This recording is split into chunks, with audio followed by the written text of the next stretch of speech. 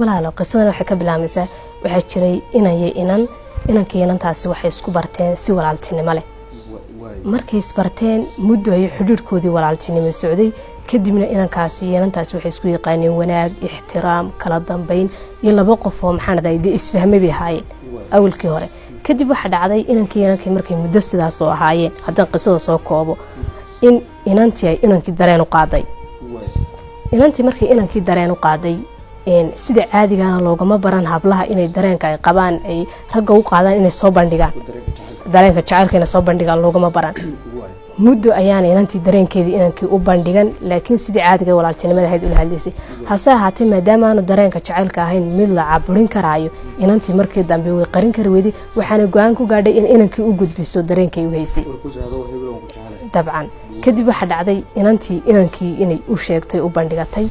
inankiina si aan inaba caadahayn inantii u soo dhaweeyey iskaba daabay xitaa uu ku farxay inuu noqday qof la jeclaaday waliba inan noocaas oo kale dib wanaagsan inantiina wanaagsan bayd inuu jeclaatay farxad buu ka muujiyey inantiina dareenka inankii kaga soo falceliyay waxay u bandhigatay iyadana farxad sidoo kale halkaasna farxad baa ka dhalatay oo farxad isbiirsay kadib waxa dhacday in inantii iyo inankii ay muddo sidii ahaayeen oo laba qof oo awalba walaaltinimada isku fahmeen markay jacayl noqotayna aad iyo aad soo jaan qaaday aad iyo aad isu fahmay kadib waxa dhacday waxa isku bartay jacaylkooda qaybo family kamid ah iyo sidoo kale inama kamid ah asxaabta inanka oo isku yaqaanay labada qof inay jecel yihiin kadib waxa dhacday muddo sidii laaha hadaba nolosha caqabad lagama waayay nimcooyinkuna ma dhameystirmaane inanka inantaasi walow ay isjeclaayeen hadana waxa jirtay caqabad mar walba soo hor istaagi jirtay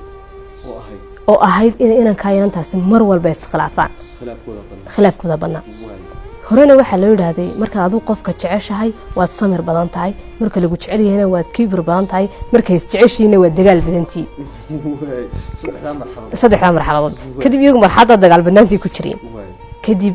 marka ay khilaaf joogta ah mar walba dhashay labadii qof markasta ismaageen ayaa waxa dhacday in laakiin waxa jiray in markasta oo ay ismaagaan ka khaldani uu khaladkii ka soo noqon jiray ka kala raali galin jiray ka kala raali galintii qaadan jiray kadibna halka ka sii socon jiray marba kii khaldanba ayaa raali galin bixin jiray ka kala uu ka qaadan jiray muddo sidii ahayd markii muddo sidii ahayd maalmaha kamid ah hadda waxa dhacday inantii inankeena ku khaldantay sidii caadada u ahayd markay ku khaldantay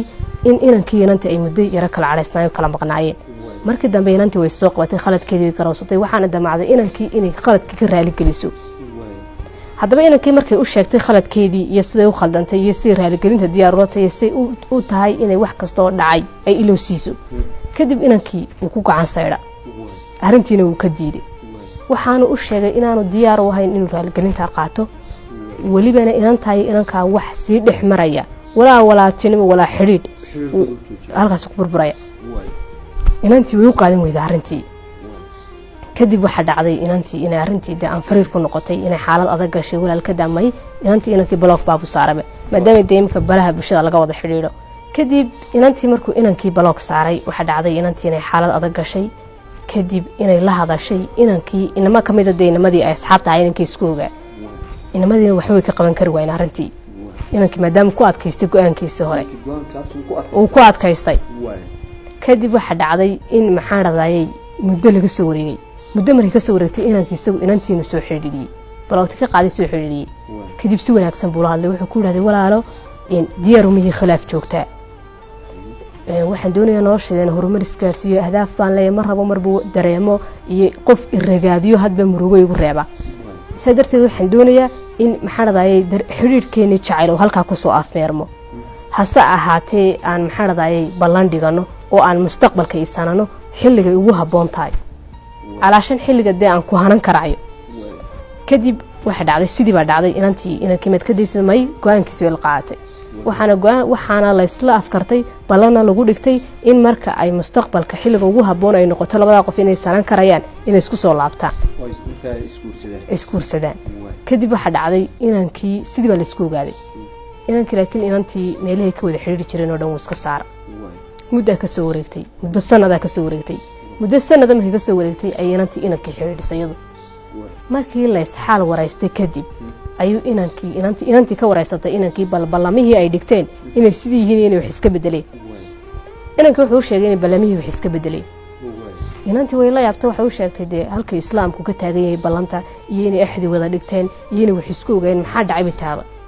wuxuu yiraahday walaalo diyaar umihii inaan maxaan radayay ku hanjabiyo inaan waqtigaaga ka qaato in maxaan radayay inaan baa tahay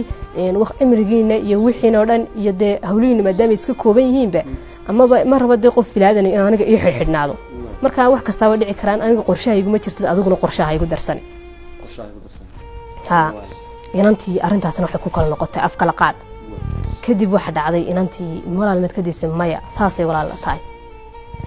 marka inantii iyo inankii halkaas ku kala dhamaadeen laakiin markii hore inantu xaaladii ku jirtay xaaladii hadda gashay way kala duwantay maxaa yeelay markii hore uu kula soo xidhay inanta wuxuu sheegay de mustaqbalka insha Allah inay sanan doonaan markii raji qabtay laakiin imika rajadina way burburtay quus bay inantii istaagtay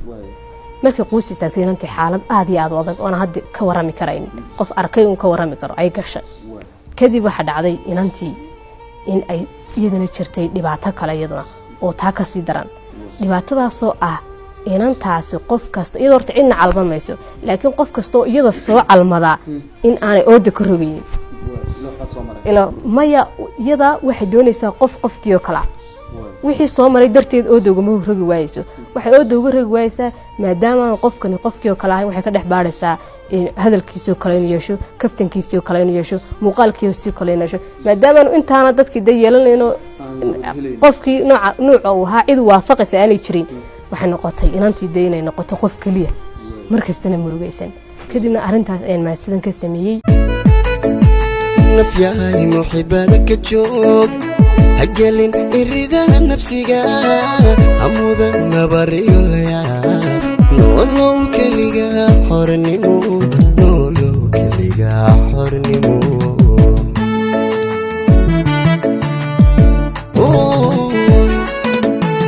nafyahay muhibbadaka joog hagelin iridaha nafsiga amuda nabar nusqaan weyan jacayl meelkiisuna wadmaa malaha nuuriyo ilays naftiga weliga hafarin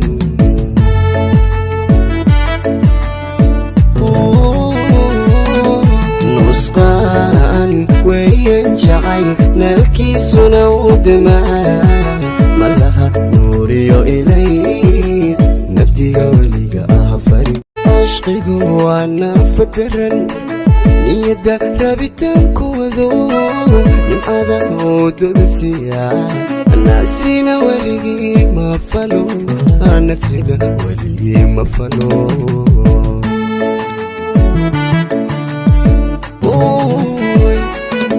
عشقي وانا فكرن نيدا رابطان كودو